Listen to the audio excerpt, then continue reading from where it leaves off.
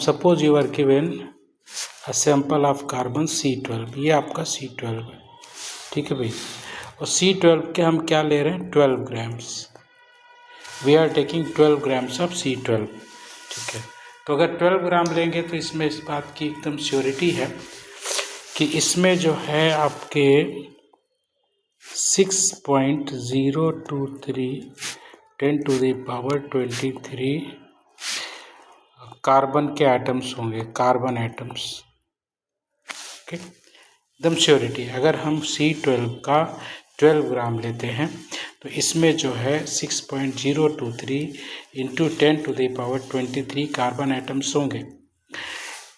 तो इस नंबर को ही हम 1 मोल बोलते हैं, ठीक है। तो we can say that 1 mole carbon atoms, 1 mole carbon atoms, okay.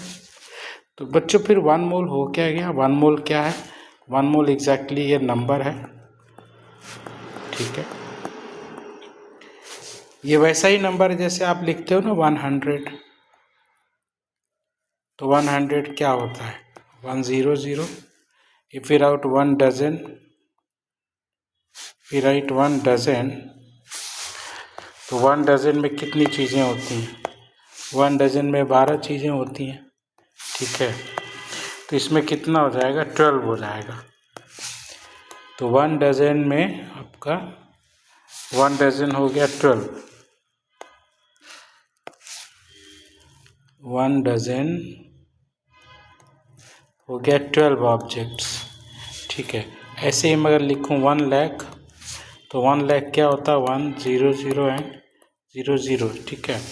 तो मोल बिल्कुल वैसा ही नंबर है जैसे 100, 1 डजन, 1 लाख होता है, ठीक है।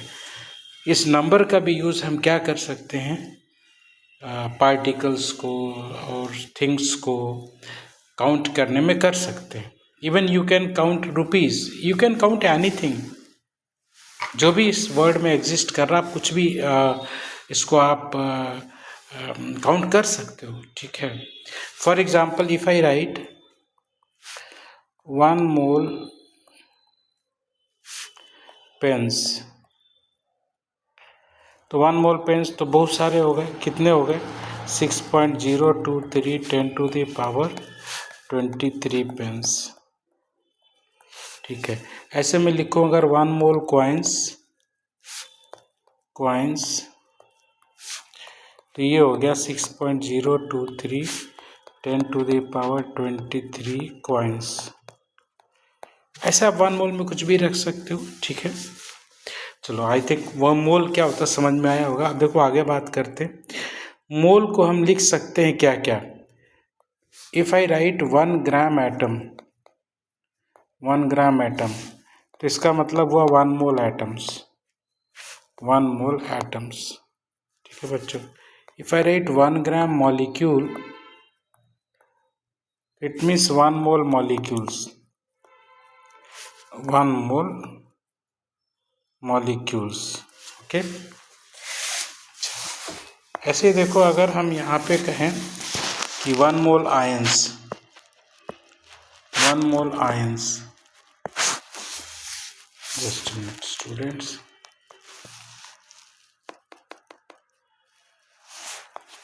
if I write 1 gram ions, तो इसका मतलब हुआ 1 मोल आयंस, ठीक है। तो आप ध्यान ये रखो जैसे ग्राम एटम लिखा है, ग्राम मॉलिक्यूल लिखा है, ग्राम आयन लिखा है, तो ये एग्जैक्टली मास नहीं बता रहा है, ये मोल बता रहा है, ठीक है।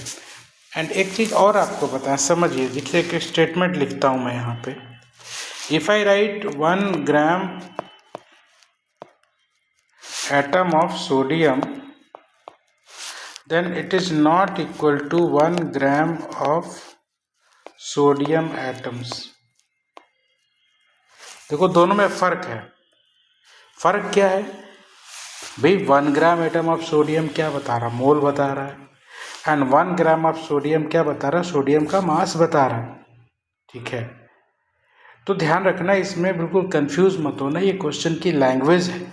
अगर आप इस लैंग्वेज को नहीं सीखोगे बच्चों, तो भाई प्रॉब्लम पता है क्या होगा, आप क्वेश्चन ही नहीं समझ पाओगे, है ना। और क्वेश्चन नहीं समझ पाओगे तो फिर दिक्कत होगा आपको, है ना। तो इसलिए जो है इसको ध्यान से समझिए कि मैं क्या बता रहा हूँ। चलिए आगे देखते हैं। तो आई होप आपको समझ में आ गया होगा कि एग्जैक्टली मोल क्या होता है, ठीक है। अब देखिए मोल को फाइंड करने के हमारे पास कई मेथड्स हैं, ठीक है। सो फॉर एग्जांपल अगर मैं बोलूं कि हाउ टू कैलकुलेट, ठीक है, इफ नंबर ऑफ ऑब्जेक्ट्स और particles given, then mole will be equal to number of particles divided by 6.023 into 10 to the power 23। ठीक है भाई, ऐसे आप निकाल सकते हो इसको, ठीक है भाई। तो ये आपका देखिए मोल आ गया, ठीक है। तो मोल निकालने का एक मेथड हो गया हमारे पास, ठीक है। चलो एक और इन्फॉर्मेशन आपको देते हैं कि मोल को हम अवोगैड्रो नंबर भी लिखते हैं, यानी यहाँ पे जो मोल है ये आपका Na से भी लिखा जाता है, N for Avogadro number, that is Avogadro number, Avogadro's number. देखो पहली चीज़ एक आप क्लियर कर दें, अवोगैड्रोस नंबर का मतलब ये नहीं है कि इसको अवोगैड्रो ने डिस्कवर किया। इसका मतलब ये है एक्चुअली में, मतलब तो इसका क्या है, एक्चुअली ये अवोगैड्रो को ऑनर प्रोवाइड करने के लिए उनको इस नंबर को ये नाम दिया गया है। अवोगैड्रो एज अ ग्रेट साइंटिस्ट, तो उनको ऑनर प्रोवाइड करने के लिए ये आपको जो है नाम ये दिया गया है, ठीक है। तो चलो बच्चों आगे अगले पेज पे चलते हैं।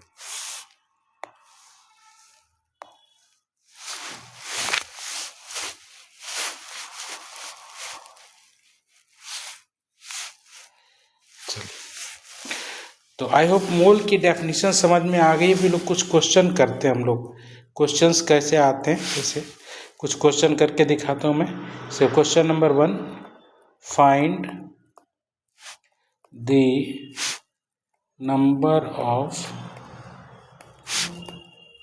Of atoms in 0.25 mole HNO3। ये क्वेश्चन है। क्या बताना है आपको बताना है कि जो है if you are given 0.025 moles of HNO3, then कितने एटम्स इसमें प्रेजेंट हैं टोटल, ऑल टाइप्स के, ऑल टाइप्स के कितने एटम्स प्रेजेंट हैं इसमें, ठीक है। So let's see the solution, क्या होगा इसका। देखो एज वी नो दैट कि if we have one mole HNO3, then it means we have 6.023 into 10 to the power 23 HNO3 molecules, ठीक। अच्छा, सो हमारे पास कितना है, वी हैव 0.25 मोल HNO3, तो ये क्या हो जाएगा 0.25 into 6.023 into 10 to the power 23 HNO3 हो गया भाई, ऐसे। एंड वी नो दैट कि 1 HNO3 में कितने एटम्स हैं, बताइए कितने, how many atoms are there, 3 and +1 +5 atoms, there are 5 atoms all types पे। 3 ऑक्सीजन है, 1 नाइट्रोजन है, 1 हाइड्रोजन है, तो कितने एटम्स हो गए हमारे पास, 5 एटम्स हो गए। तो अगर बच्चों ये 5 एटम्स हो गए तो सारे एटम्स कितने होंगे, तो नंबर ऑफ एटम्स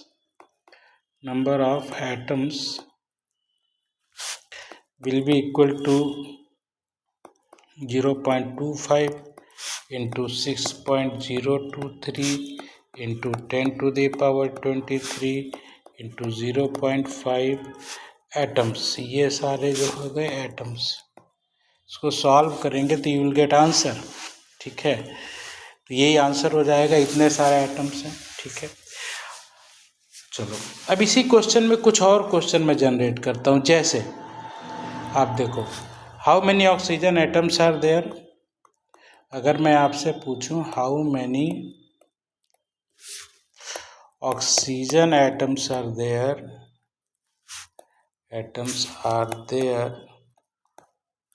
देन भाई एक HNO3 में 3 ऑक्सीजन है, तो सभी में क्या होगा, हम यहाँ 5 की जगह 3 से मल्टीप्लाई करेंगे। भाई 5 से हमने मल्टीप्लाई किया था अगर हमको सारे ही ऑल टाइप्स के एटम्स पता करने थे। ठीक है, लेकिन अगर हमको खाली ऑक्सीजन पता करना हो तो हम क्या करेंगे, उसमें तो 3 ही है ना। तो अब आप यहाँ से ये देखो कि हम क्या आंसर क्या होगा हमारा, तो यहाँ पे आंसर हो जाएगा 3 × 0.25 × 6.023 × 10⁻23 ओ एटम, यहाँ बोलना मत लिखना, ऑक्सीजन एटम्स। ठीक है, अच्छा अगर हम यहाँ पे आपसे बोले कि how many hydrogen atoms are there, how many hydrogen atoms are there, तब क्या होगा भाई, तब आप इसमें क्या करोगे, 1 से मल्टीप्लाई कर दो, क्योंकि पर मॉलिक्यूल क्या है, एक ही हाइड्रोजन एटम है। ठीक है, तो ये देखो कुछ सिंपल टाइप के क्वेश्चंस थे जो आपको करने हैं, प्रैक्टिस काफ़ी करनी है। ठीक है, चलो एक क्वेश्चन और करते हैं थोड़ा सा। क्वेश्चन नंबर 2 है, how many electrons are present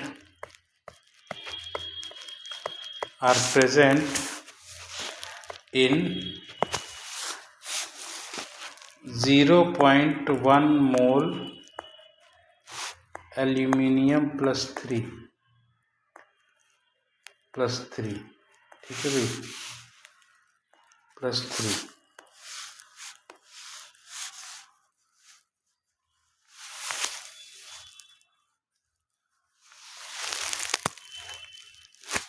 +3। ठीक है, तो चलो देखते हैं इसका सॉल्यूशन क्या है।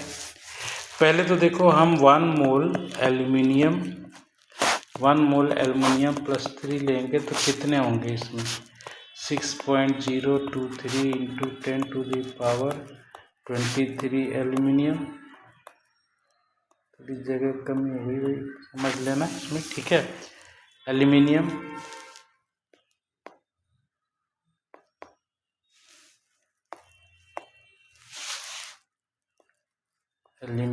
+3।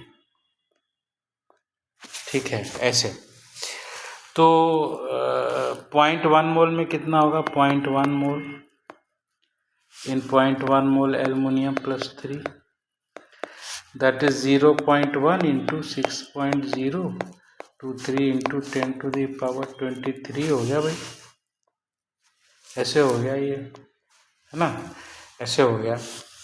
अच्छा अब एक एल्युमिनियम में कितने इलेक्ट्रॉन है, 1 एल्युमिनियम हैज़ 10 इलेक्ट्रॉन्स। भाई कैसे, देखो एल्युमिनियम में 13 इलेक्ट्रॉन्स होते हैं वैसे। ठीक है, लेकिन जब इसमें +3 का चार्ज लगा है, इसका मतलब क्या हुआ, +3 के चार्ज का मतलब ये हो गया बच्चों कि इसे 3 इलेक्ट्रॉन निकाल लिए गए। तो अगर 13 इलेक्ट्रॉन्स थे और 3 निकल गए तो कितने बचे, 10 इलेक्ट्रॉन ही बचे।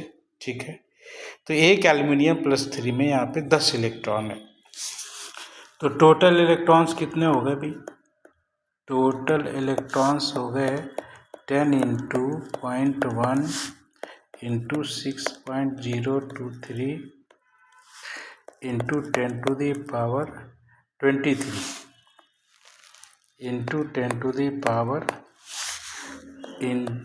10⁻23 electrons, and that becomes equal to 6.023 × 10⁻23 electrons. ठीक है भाई, तो ये हो जाता है। अब मान लो इसी में पूछ देता आपसे कि how many protons are there, protons are there, तो प्रोटॉन्स कैसे निकालते भाई? अरे भाई प्रोटॉन थोड़ी, आप तो इलेक्ट्रॉन माइनस कर रहे हो ना, प्रोटॉन तो 13 ही होंगे। तो यहाँ पे नंबर ऑफ प्रोटॉन्स हो गया 13 इंटू 0.1 इंटू 6.023 इंटू 10⁻23 प्रोटॉन्स। ये प्रोटॉन्स निकल गए इसके, अब देखिए। ठीक है, तो ये हो गया बच्चों, तो आपको समझ में आया होगा। चलो इसके बाद का भी बात कर लेते हैं। तो ये पेज मैं आगे शिफ्ट कर रहा हूँ। ठीक है, चलिए आगे। ये हमारा जो एक सेक्शन था मूल कंसेप्ट का जो कवर हुआ। ठीक है, तो इसके बाद जो है हम आगे की बात करते हैं भाई। ठीक है, देखिए आगे का क्या है, इसका एक दूसरा कंसेप्ट है। आप देखो इसमें क्या है कि if we take 1 mole of any substance, pure substance, then its mass will be equal to its molecular mass, its molar mass। ऐसे होगा, जैसे फॉर एग्जांपल अगर मैं 1 मोल यहाँ पे ऑक्सीजन ले लूँ O2, तो इसका मास होगा 32 ग्राम। अगर मैं 1 मोल H2O ले लेता हूँ तो इसका मास होगा 18 ग्राम। अगर मैं 1 मोल N2 ले लूँ तो ये हो गया 28 gram. If I take 1 mole of ammonia तो ये हो गया 17 ग्राम। ठीक है, तो 1 मोल में इतना होगा। ठीक है, अब आपको ये भी पता है कि 1 मोल में क्या होता है भाई। 1 मोल में, 1 मोल का मतलब क्या है? अगर मैं पहले एग्जांपल पे लिखूं 1 मोल O2, तो अगर if I take 1 mole O2 then ये हो गया 6.023 10⁻23 O2, और इसका मास कितना है 32 ग्राम। तो हम 1 मोल 1 O2 का मास कितना हुआ? मास of 1 O2, mass of 1 O2 का मास, एक O2 का मास कितना हुआ?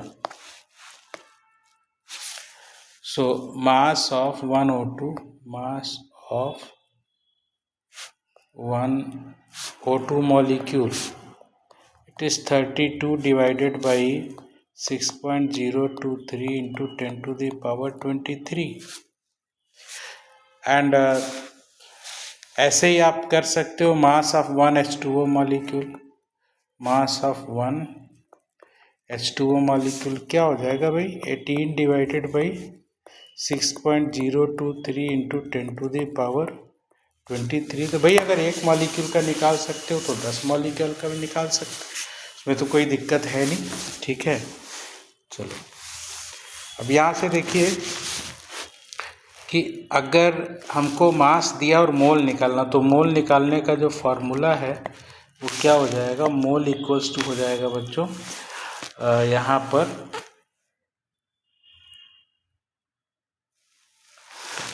मास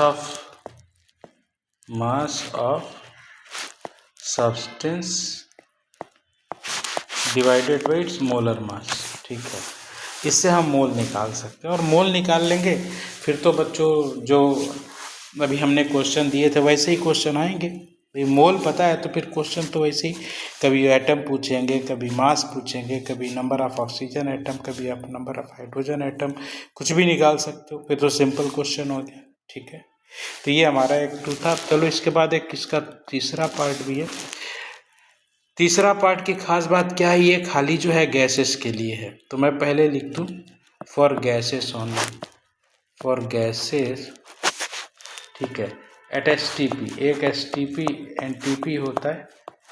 तो STP NTP में बता दूं बच्चों, पहले एक ही बात है, नाम अलग है, एक ही चीज़ है। NTP मतलब नॉर्मल टेम्परेचर प्रेशर और STP मतलब स्टैंडर्ड टेम्परेचर प्रेशर, ठीक है।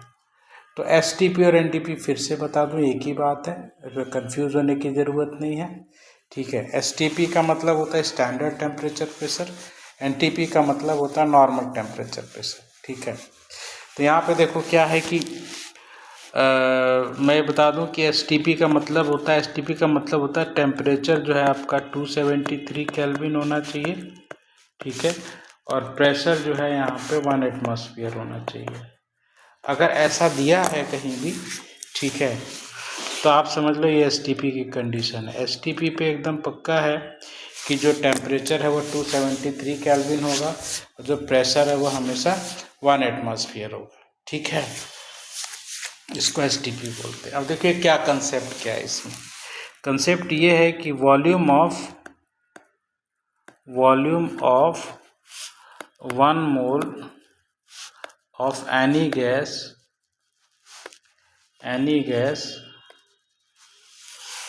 at STP or NTP will be equals to 22.4 litre, ठीक है। हमेशा कोई भी आप गैस ले लो, आइडियल गैस, कोई भी गैस ले लो, जो STP NTP पे अगर करेंगे तो उसका जो वॉल्यूम होगा हमारा वो 22.4 लीटर होगा। या फिर हमने अभी भी पढ़ा कि इसका जो 1 मोल का मास है इसके मोलर मास के इक्वल होगा, इक्वल टू इस मोलर मास। एंड हम यहाँ भी कह सकते हैं कि इसमें 6.023 10⁻23 मॉलिक्यूल्स होंगे, ठीक है। फॉर एग्जांपल देखो, if I consider 1 mole CO2 at STP,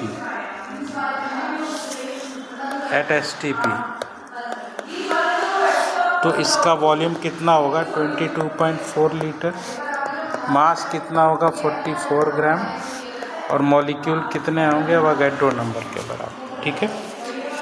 अच्छा, अगर इससे हमें मोल निकालना है तो हम क्या करेंगे, volume of gas at STP by 22.4। और बच्चों एक बार मोल आ गया तो फिर तो कोई भी क्वेश्चन कर सकते हो, उसका मास निकाल सकते हो, मोल निकाल सकते हो, कुछ भी निकाल सकते हो, ठीक है। तो चलो बच्चों ये यहीं तक लेक्चर, फिर कल बात होगी।